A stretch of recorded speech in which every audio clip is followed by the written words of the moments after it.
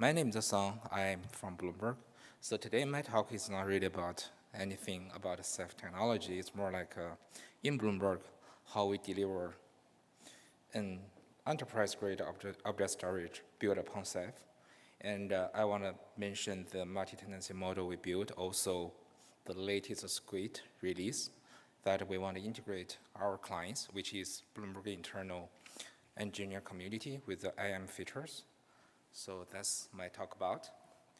So this is agenda. Always who we are. Bloomberg, we are a global financial technology company that provides financial data service to our clients. So we have 350,000 terminal subscriptions yearly across 170 countries. And as you can imagine, we're consuming all the financial data from all the big exchanges. So we have 400 billion data points from global markets. And we are processing 10 million messages per second. So all the financial communications, tradings go through message, IBs, our internal chatting tooling. So we have about, I think, 9,000. We're close to 10,000 engineers globally. So Ceph at a scale and Bloomberg. So as of today, Ceph is pretty much the unified S3 solution in Bloomberg. So we are deploying Ceph at large scale.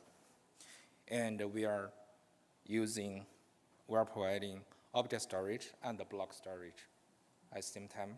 But this talk is mainly focused on RTW, which is object storage, which is the S3 solution in Bloomberg. So you can see, as of today, we are processing about 2 billion requests per day. It's 2 billion, which from all the teams inside Bloomberg that are building financial software or service for our clients. And we transfer data 250 terabytes per day. And we have 10 Ceph clusters across multiple data centers. So in US, we have 4 data centers. We have more in the coming years.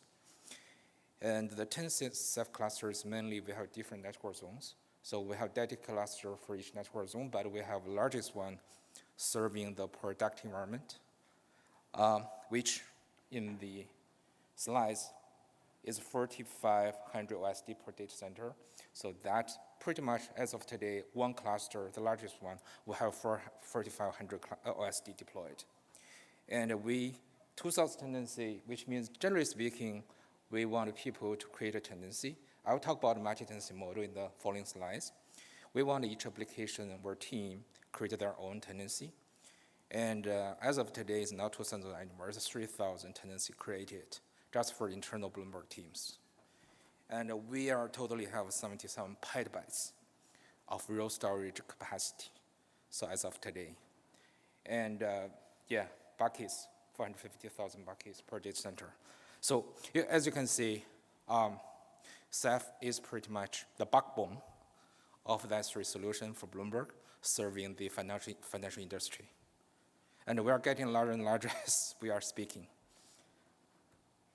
So here is what I mentioned in Bloomberg. We have multiple network zones. We have a development network zone. We have a production. We have some other network zones for different purposes. So actually, we designed the Ceph cluster in different ways. Some of the network zones, they do have their dedicated OSD cluster, Ceph RTW, and monitor and managers. And some of the network zones, they do share the OSD clusters, like we highlight here.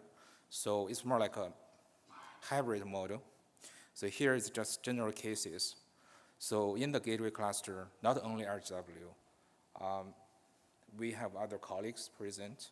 So we do have HA proxy, our own QoS layer above RTW, because the Ceph quality of service is locally manage the traffic, but we really need something that can manage the traffic, avoid noise neighbor issue globally, because we have large RTW cluster as well. So that's the gateway cluster. So this is the general Ceph model in Bloomberg. as of today. So here, first thing I want to say, we have to do multi-tenancy model because I mentioned that we have 10,000, almost 10,000 engineers. We have hundreds of teams, and we have hundreds of application services serving different financial software industry and services. So we need isolation. So team A, they have to create tenancy. Upload, download cannot impact tenancy B created by another tenancy. So isolation is very important. That's also the QoS layer I just mentioned to always avoid the noise neighbor issue. And also the policy enforcement, right? So for each tenancy, they should be able to manage all the policy at the tenancy level without impacting each other.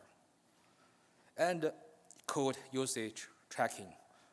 All the tenancy has to have their own transparency to see how many data uploaded, what's my traffic, what's bandwidth usage. I mean, how many put requests I just sent you, and how many get requests I just sent. And based on the usage, based on traffic, how to manage the QoS policy, how to manage my tenancy. And also access management. For a long time, we can only leverage bucket policy supported by Ceph till Squid. Now we do have IAM, user, role, group, and IAM policy. So now people can adopting both IAM policy, bucket policy to manage their access control. So that's multi-tenancy model we are built upon. So implementation, before Squid release, so the tenancy we just mapping to IGW user. So each IGW user representing a single tenancy that people can manage quota. Right here, we are migrating all the tenancy actually into account, which is the new feature in Squid. So I'm going to talk about the Squid migration in the last slides. There is a lot of challenge. And the migration process, we have to fine-tune for a while. So another thing is we do share global namespace for buckets. So just like AWS S3, which means all the bucket name is unique globally, follow S3. Control plan. So as I said, if you see the principle, design principle, each tenancy need to manage their tenancy independently, need to have transparency dependently. So we do know Ceph has its own dashboard, has transparency, but we need much more. And also we need to integrate with Bloomberg technology, for example, like metrics, those stuff. So we have built our own full ecosystem on the control plan. People can manage tenancy, create tenancy, move quota, delete tenancy. Also, they can see all the transparency of the traffic, of the usage. I have a screenshot, can share with everybody in the later slides. So that's the multi-tenancy model we adopted in Bloomberg, how to really build object storage as a service for Bloomberg engineer community. So here, this is our control plan. It's not a Ceph dashboard. We build everything from scratch. So for the date sensitivity purpose, I have to block certain information. But on the left side, you can see this dashboard to show the tenancies. Each row is one tenancy. They may belong to different teams. They may belong to different service. So people can create tenancy, the button highlight here, by themselves. Everything is self-service. So the endpoints, like I said, is different network zones. People can choose which network zone they create tenancy on. And the quota, how many quota are allocated. And all the quota allocation, adding more quota, move quota, everything is a self-service that you can finish on this UI. So currently, like I said before, we have about 3,000 tenancies created just for Bloomberg engineers. If you are the owner of, another thing I want to mention is we have fully permission control even on the control plan. So bucket policy, IAM policy is on date plan that you have access control on your date.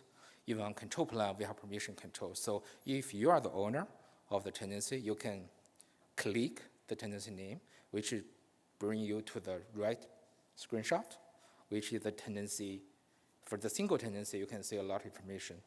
You can see there is like account ID, like a quota allocated, like a QoS information, those stuff. And actually, I didn't took a lot of screenshots here.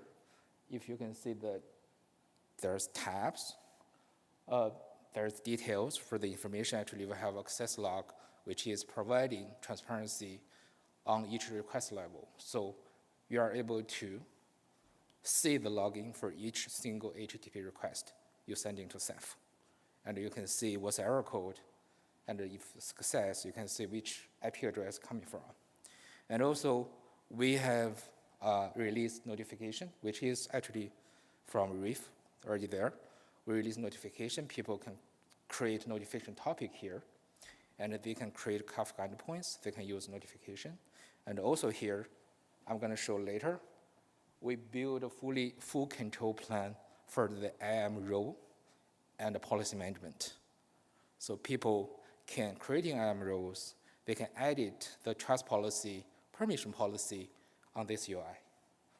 So that's the fully control plan we build for our clients, which is Bloomberg engineers. And also, we have transparency. We have all the metrics to show your tenancy information. So here is a simple example. Actually, the full dashboard is much, much more information. I just put the first section here for illustration purpose. So if you're a tenancy owner, you are able to see all the information of your tenancy. So number of buckets, number of objects, and the code allocated, also storage usage. And I put here is bandwidth usage. Like I said, we have metrics for requests per second for all the HTTP requests, put, get, head, delete. And we even have transparency on when Ceph process lifecycle policy, because we encourage everybody adding lifecycle policy on their buckets to avoid those garbage data in the buckets. We can even see here on your bucket when the lifecycle policy triggered on the Ceph, when it's cleaned up. So we have much more information here, but I just took a small part of the transparency here.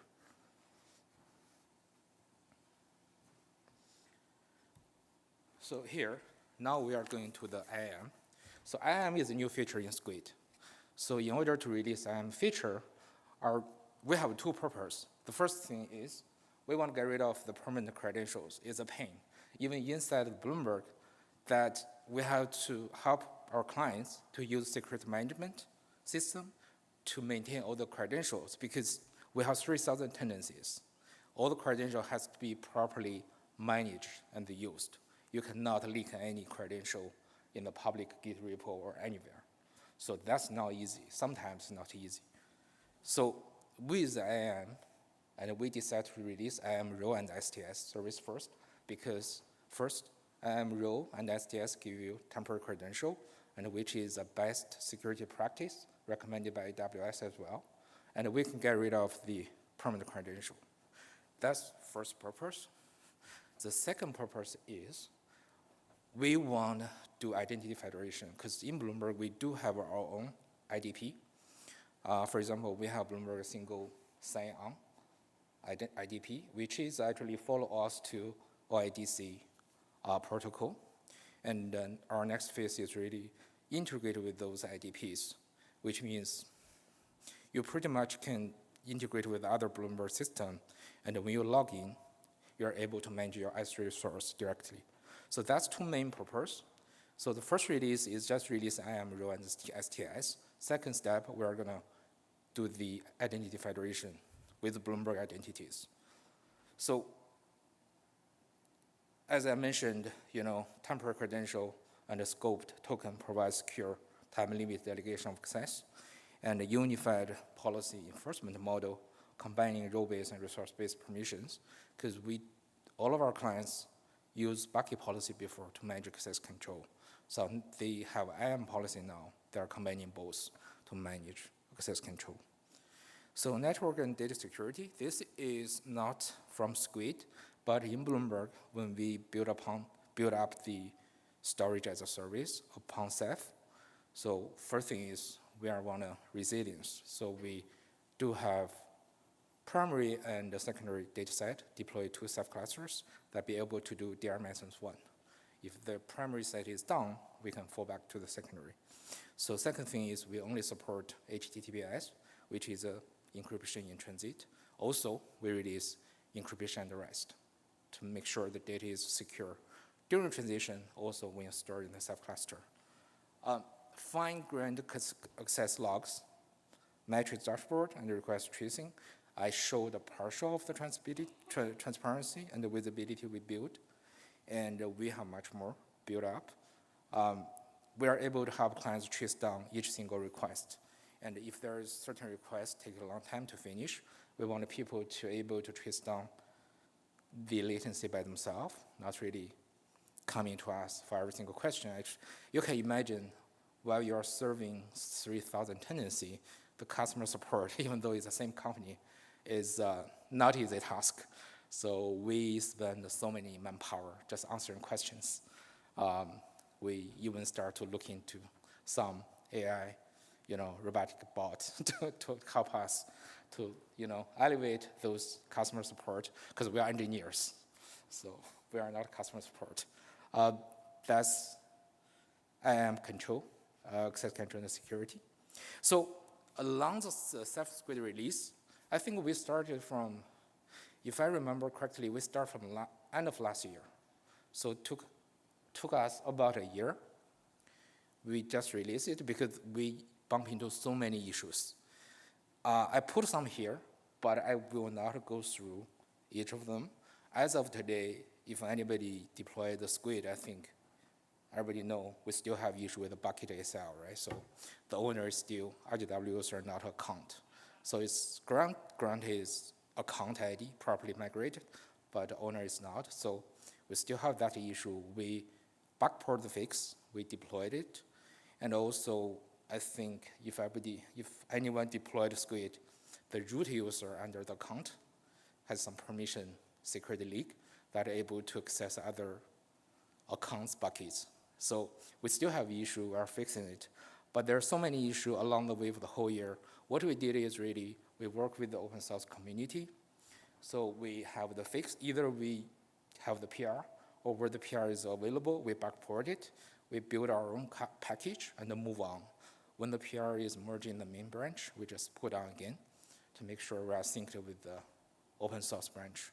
So by doing that, we're able to continue move forward while identify more issues and move along. As of today still, yeah. But we are released the Squid along with IAM feature already in certain network zones as of today. So our clients can start to use it. So here, this is tenancy migration. So when we think about tenancy migration, like I said, before the Squid, the tendency is really RGW user.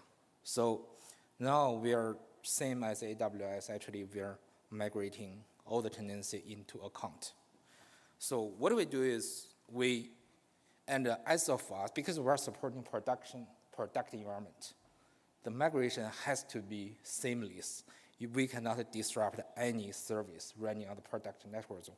And we are serving financial industry. You guys can think of any minimal disruption will be a big issue for us. What we need to do is people using the static credential nowadays, when we do this migration, zero impact. So what we do is we create account with code and ownership mandate with the same credential as before.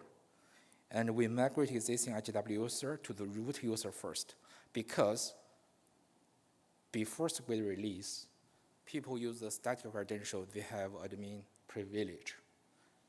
They cannot disrupt it. So we first create root user under the account, and then we attach permission policy to the root user, which is not necessary, but we then downgrade the root user to the IAM user.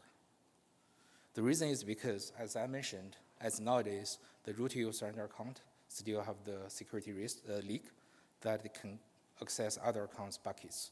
So, but if you are using IAM user plus permission policy, there is no security risk. So that's what we do. Also, meanwhile, when we do this migration, we are saving all the metadata in our database that we will be able to show the content ID I just showed you guys and all the row information. I will show the screenshot later. Yeah, like I said, tenancy account IAM row metadata fully tracked in our own database that we can show to user without pulling the data out of Ceph every single time. Also, the decision we made is we disabled the IAM functionality on the data plan, which means if people want to create a row, edit policy, they have to go through the UI. And this is for our security consideration. Another thing we did is, which is minor, is really for majority of our use case, we see mainly people just need a read only, write only, or read and write. So we did pre-create several default roles that people can use without really creating a role by themselves. And we are creating the permission policy for them at the same time. And they can just copy the row ARN, put in their code, and call Zoom row, get a temporary token, do the access. So this is the row management UI. I can only screenshot a portion of it, but you can see like the read write, full access, write only, read only is a predefined, a pre-created row we created for our clients. And the first one, the hashtag one with delete icon, is you can create your own row if you want to. But we see like 90% of the time, people can just use the pre-created rows. And the row ARN, you can directly copy here and using your code to do the access. Like I said, all the metadata here is in database. We don't need to pull the information from Ceph every time. So here is a drill down. If you click certain row, then I have blocked some information for the date security purpose. So you got a tenancy ID, which is your tenancy name or account ID. Then you got an endpoint network zone, and you have a row name, and you can edit the trust policy, which is add a trust entity, and also you can edit the permission policy. Here is the button, add permission policy. I only copied the permission policy screen here, so on the right side, so people can do standardized tree. If you go to AWS, there is a similar UI on AWS, so you can manage policy. So we did similar things here for our clients. Because we do not allow all the elements in the policy at this moment. For example, condition is not opened yet. Also, we didn't open deny yet, but we're gonna gradually open everything. That's also another reason we disabled this functionality on the data plan. So if people want to manage IAM policy, they have to come to here, control plan to manage it. But this is a full ecosystem from the Ceph release, from the Squid issues we bump into, to the control plan we build for our clients. And we successfully deployed Squid and released to internal Bloomberg engineer community as of today. Yeah, so any question? Yeah. Can you use the microphone? Yeah, thank you. I was just wondering, is this running on top of Rook or Squid? Yeah, but Squid's the version, the release of Ceph, but is it running on a Rook instance of Squid, or are you have any plans to migrate it to be containerized in Rook at any point? Sorry, your question is running on instance of Squid? So are you running in containers or are you running? Oh, Yeah. Oh no, we are not running containers. Mm-hmm. Yeah. Do you think it would be hard to integrate that, or? Actually, my colleague is standing there. They may be more eligible to answer the question, so. So we run, again, the Ceph clusters on bare metal, and the control plane and stuff is independent of the Ceph cluster itself. It sits on top of it. So it's whether the Ceph, it's on Rook, it's container, it doesn't matter. Okay. It's more of, it sits as a layer to make Ceph a product that can be used kind of thing, and provides all the niceties for anyone that wants to use S3 from a AWS style kind of thing. You have like UIs and all that kind of stuff that you may not get out of the box. Yeah, it's just that Rook can kind of has a little bit more of a straitjacket in terms of like the TLS configuration and the gateway API and stuff like that. So I was wondering if that would prevent you any problem. We haven't looked into it. We have dedicated clusters and dedicated hardware for it, so this is our current deployments. Thank you. Thank you, Joe. Yeah, can you use the microphone? Thank you. Yeah, just for. So I saw that in one of your slides you had like a status and health for every tenant. So what did that represent for your? Which slides? I think it was the first screenshot that you had of kind of all your tenants, and then, yeah. So This one? there on the right side. So you had a status and health for every tenant. So what are you kind of detecting there for? Yeah. Yeah, actually, that's a good question. So we are building a health monitoring system for each single tenancy here, which is a combined matrix. So for example, we do monitor the usage. Let's say if you allocate 1 gigabytes on your tenancy, as soon as you bypass 85% of the usage, we'll trigger alarm. So when that alarm triggers, the color will change here. If you reach 95%, then your tenancy is going to be suspended. So that's only one example. Also, we monitor traffic, right? So we have QoS to control the noise neighbor issue, and we have bandwidth limits, upload, download. You cannot bypass certain limits. So if you do, let's say, if your QoS policy see you only have upload, download 1 gigabytes per second, but your peak traffic go 1.5 gigabytes per second, the color will change here. So your traffic has passed your QoS policy 50 times in 5 minutes. I'm just giving example. That's 2 examples. Actually, we integrate a lot of metrics in that house monitoring system. Okay. Then I have another question for Yep. you. So, so today you're using just long-lived credentials, right? And so transitioning to STaaS credentials for your clients, how are you kind of like planning that transition period to, because it's a little bit more difficult when you have short-lived credentials, right? Yes, that's true. So actually, we do not enforce people to do the transition. We just finished the release, which means everything is backward compatible.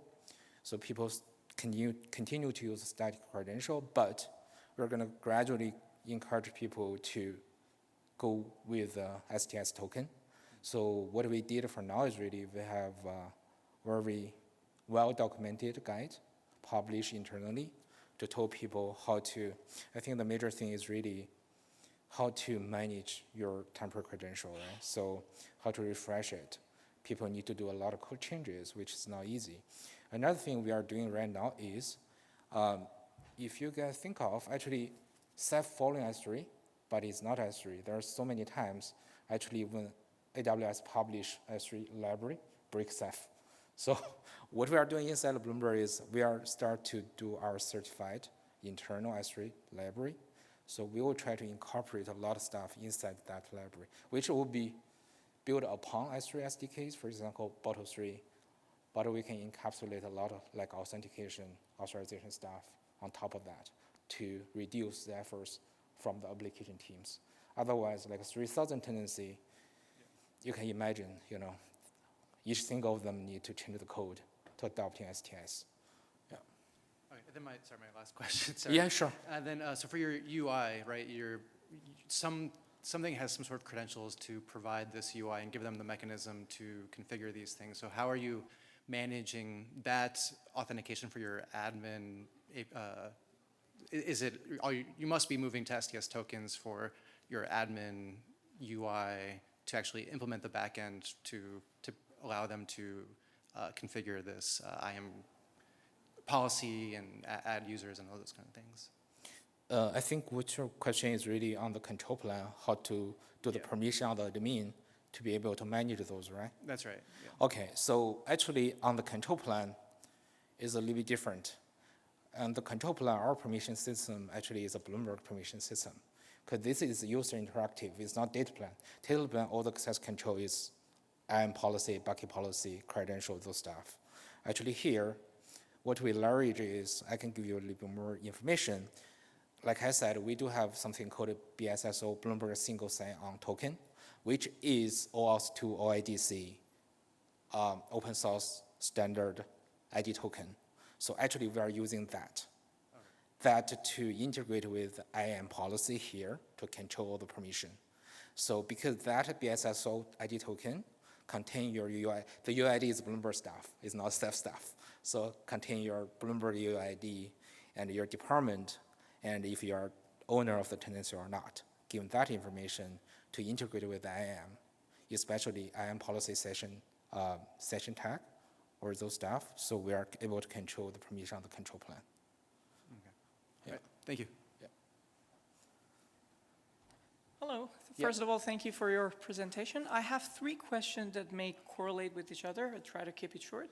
My first question is, I wasn't quite sure if I understood this correctly. Does your control multi-tenancy control plane model is something additional than it's actually a separate layer that your cluster, whenever it gets a request, tries to interact with? My second question is, have you seen any effect on the user side latency? For example, if, upon every request based on the permissions, it should check whether the user has read permission, write permission, list permission, this kind of stuff. Have you ever measured what was the impact on the latency? Okay.